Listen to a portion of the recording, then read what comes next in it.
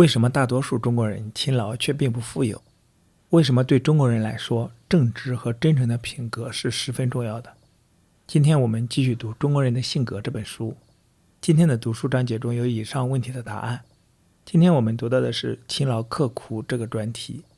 想听更多的内容，可以订阅我的 YouTube 频道。读完这本书之后，我还会就解读中国文化这个专题去分享更多相关的书籍。我们共同查杀掉自己头脑中的中国文化病毒，在个体层面做到文化出埃及，早日跃迁到现代文明的状态。让我们开始吧。今天分享的专题是勤劳刻苦。勤劳是指习惯于勤奋地干任何工作，也就是始终专心工作。在当今世界，勤劳是最值得高度赞美的品德之一，是永远受到尊敬的美德。一个民族的勤劳大致可以由3个方面来衡量：长度、广度和厚度。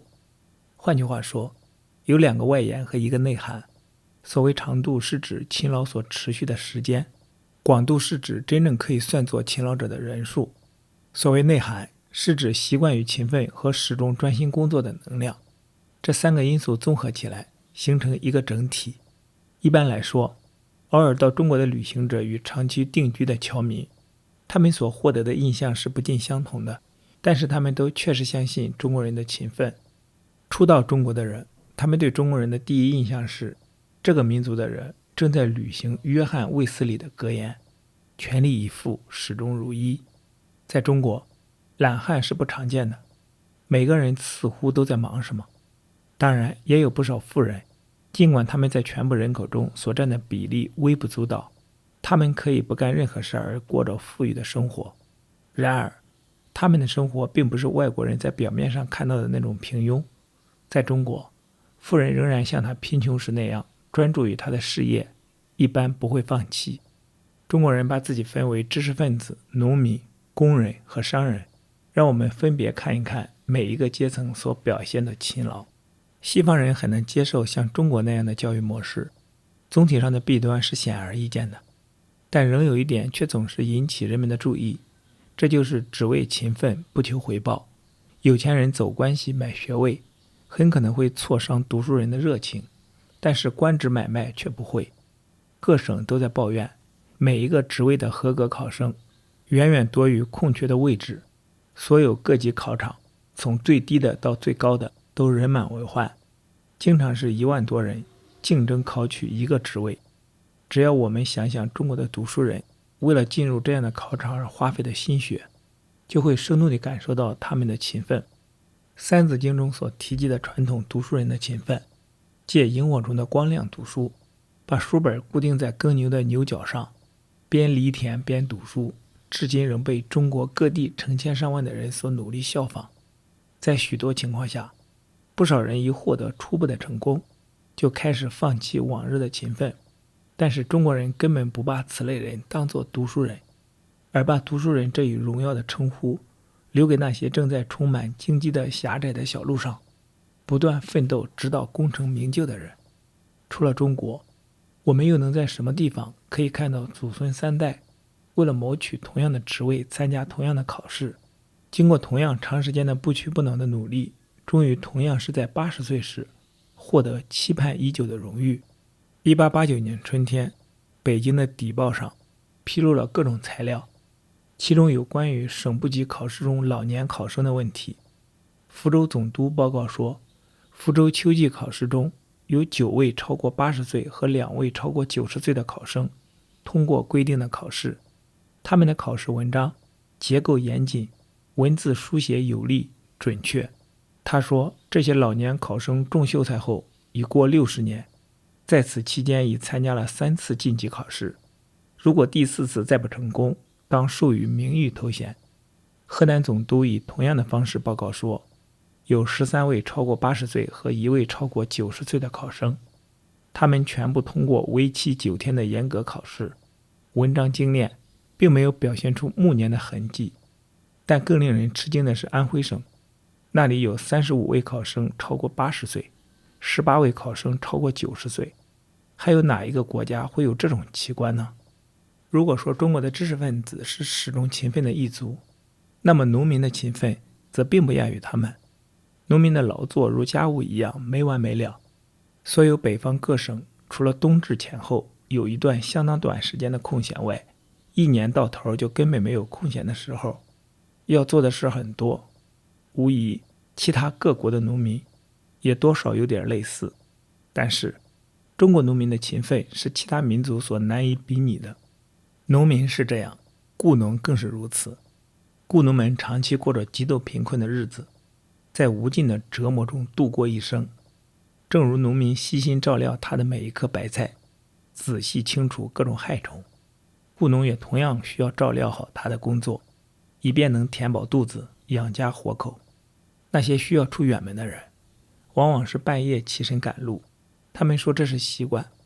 无论何时，在路上都可以看见手拿叉子、肩背筐子的农民在拾粪。当没有其他事情可做时，这是一桩不变的、永远做不完的事。经常可以看到，有些人为了养家糊口，寻找2份不同的工作以相互衔接。天津的船夫在河水封冻没有工作可做时，就拉冰橇、搞搬运，赚点小钱。同样，一些地区的农民在农闲时都是在编织帽子，这种帽子还是大宗出口产品。中国妇女往往是不停地手拿鞋底，几乎看不到她们闲着的时候。即使是在村口聊天也是如此。除此之外，他们或许还搓棉花以备纺纱。总之，他们从不偷懒。商人及其雇员完全可称得上是一个不知疲倦的工作阶层。商店职员的生活，即使是在西方也不是清闲的，但中国店员要更加忙碌。他们的工作永远没个头，他们几乎没有节假日，任务繁重，只是在精神麻木的时候才可以稍停片刻。中国的店铺开市很早，收市很晚。簿记制度采取一种复式簿记法，非常细致，使得账房为了记录收支和平衡账目而常常忙到深夜。店员们在无事可做时，就坐下来挑拣收进来的铜钱，看看有没有值钱的铜板。令人吃惊的是，在中国，工作最艰苦的阶层是最让人羡慕，每一个有志者都设法跻身于其中的官僚阶层。中国的各级官员必须埋头于各种公务，必须对每桩事的成功负责到底，而这类公务之繁杂同样令人吃惊。以下摘自北京外国使馆的一位翻译对中国重要政治人物的采访报告。我曾经询问过一位中国的内阁大臣，他一直抱怨日常事务的繁忙使他过于疲惫和劳累。他说他每天凌晨2点钟从家里出发，因为3点至6点他要在宫里值班。作为内阁大臣，6点到9点他要在朝中议事。他是兵部大臣，9点至11点要在兵部。他又是刑部的要员，每天12点至下午2点要在刑部办公室里。他还是外务部的资深部长，每天下午2点到5、6点要在外务部。这些就是他每天的工作安排。此外，他在工作的间隙还经常要为其他各部门工作，他很少在傍晚7、8点之前回到家。我们的工会为实行每日8小时工作制而奋斗，当看到上面那位官员每日的工作安排时，又会有怎样的滋味呢？据说那位官员在那次谈话后6个月，因为劳累过度，心力交瘁，去世了。这并不奇怪，在中国，那些仍能为政府效劳的官员身上，此类事情的再度发生并不是不可能的。前面我们已经说过，所谓勤劳的外延是指勤劳者的人数以及勤劳者所持续的时间。正如我们所看到的，中国人的勤劳在外延方面是很广大的。中国人的一天开始于天刚蒙蒙亮的时候，往往是半夜后不久。中国的皇帝每日上朝时，欧洲各国的宫廷还沉睡在睡梦之神的怀抱里。这对西方人来说简直是不可思议，而对中国人来说则是最自然的事。天子的所作所为不同程度地受到各地臣民的效仿。广州的铜匠，福州的锡匠，宁波的木匠，上海的磨坊工，以及北方各省的纺织工和磨面工，都是睡得晚起得早。天还没亮，旅行者就会在集市上遇到卖菜的村民，他们早已从数里以外的家里赶来，站在黑暗之中等待着天亮。西方人吃早饭的时候，中国人的早市已经结束。夏季清晨5点半之后，沿着上海的主要街道漫步，没有比这里更能感受到东西方的强烈反差了。在黄浦江边建起高楼并在里面做生意的欧洲人还根本没有动静的时候，而亚洲人却已经是经过了很长时间进入了高潮。几个小时后，当西方人开始轻松自在地与中国人抢占市场时，当地人已经干完了半天的活。约翰·戴维斯先生曾相当正确地评论中国人的热爱劳动。他说，这标志着中国政府在使人们满足于自己的环境方面是成功的。这种热爱劳动的品质是中国人最显著的特性之一，必须受到长期的高度重视。关于中国人勤劳的内涵，仍然需要再说几句。中国人是亚洲人，他们工作也像其他亚洲人一样，试图把我们的模式强加于这个生机勃勃的民族，那只能是徒劳的。在我们看来，他们显然缺乏我们所高度尊崇的诚心。盎格鲁撒克逊人用不着基督教圣经的指点，便能知道尽力地做好自己应当做的事情是非常的重要。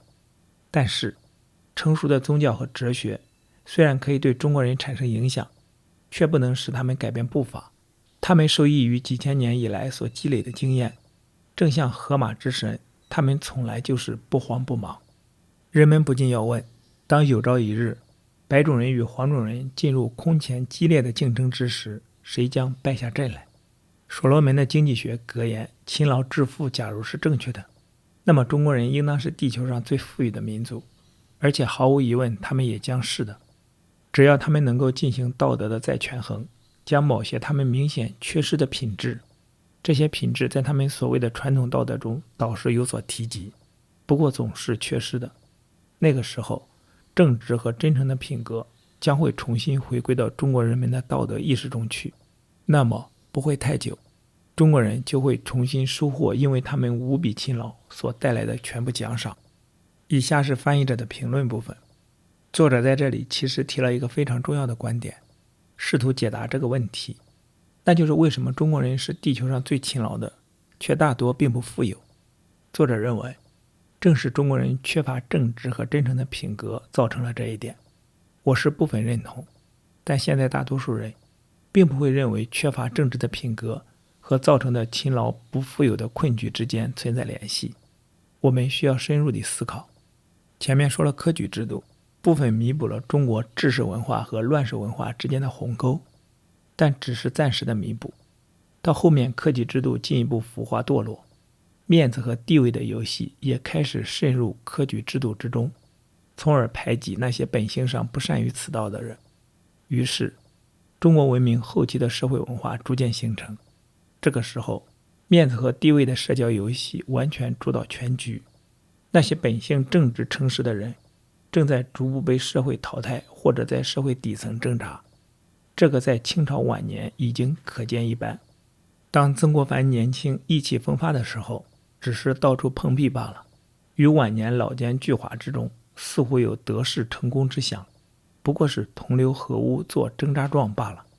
李鸿章磨砺自己的厚黑学，于晚年似乎小有所成的时候，也不过是做裱糊匠罢了。真正的读书人要么落魄，要么委屈自己的本性，艰难学习为人处世之道，如同屈原一般，企图听渔夫之言，剁其犁而扬其波，最后不过杯水车薪罢了。文人治世至于权势社会无所依托，犹牢记先人教训，发愤图强，奈何无能为力，而多郁郁而终之辈。底层平民于艰难世道下苟活，勤劳不过是对上监督者伪装，或麻痹，或追逐短期利益。整个民族最后无正直诚实之人，敢言黑即是黑，白即是白，而尽是弄权之人指鹿为马。智慧首先是要认清事实，首先是要有正直之人，敢言黑即是黑，白即是白。如果这基本的一步都无从谈起，那么你给我谈论科技，给我谈论创新，谈论自由的文学，在我看来不过是痴人说梦罢了。没有智慧与品格，独剩下勤劳，忙了一辈子而不富有。你问我为什么？我说没脑子的不配享有富有幸福的生活，上帝也看清他们。好，今天的读书分享暂时到这里。